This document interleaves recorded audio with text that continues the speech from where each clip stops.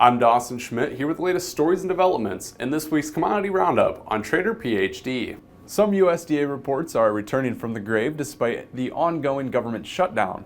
Most notably, the agency will release its WSDA report next Friday, offering the latest update for U.S. crop production forecasts.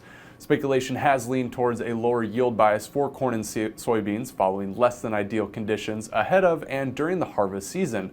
However, U.S. corn production will likely be seen at a record due to massive corn acres reported in the September report. The agency will also refresh the global balance sheets, which may reflect cozier trade relations with China. However, it's unclear whether reports will reflect alleged grain buying from Chinese importers. Other reports the USDA will release this month are the crop production report, which will be in conjunction with the WSDA, as well as the latest U.S. milk production and cattle on feed reports. Bangladesh soybean processors and meal importers are helping fill the demand gap for U.S. soy this season. The United States Soybean Export Council, or USEC, has said Bangladesh's processors and soybean meal importers signed a letter of intent to purchase $1.25 billion of soybean meal and soybeans over the next 12 months. In 2024, Bangladesh purchased about $380 million of soybeans and meal, according to USDA data.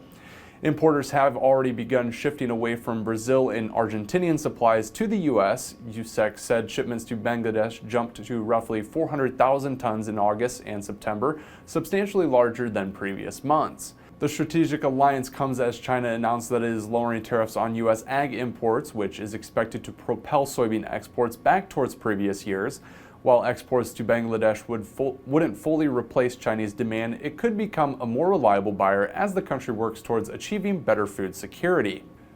The U.S. is reportedly shipping wheat to China following a one-year hiatus. The traders told Reuters that Chinese buyers booked 2 cargoes of wheat for December delivery. Sources said that one of those cargoes was soft white wheat, while the other was spring wheat. Chinese importers hadn't booked any U.S. wheat since July of last year, according to USDA data. The recent purchases have been viewed as a goodwill gesture by China following talks between President Trump and President Xi.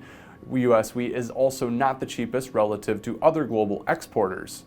Traders also told Reuters that China bought small volumes of U.S. sorghum after snubbing the commodity after phasing out those purchases for much of the past year.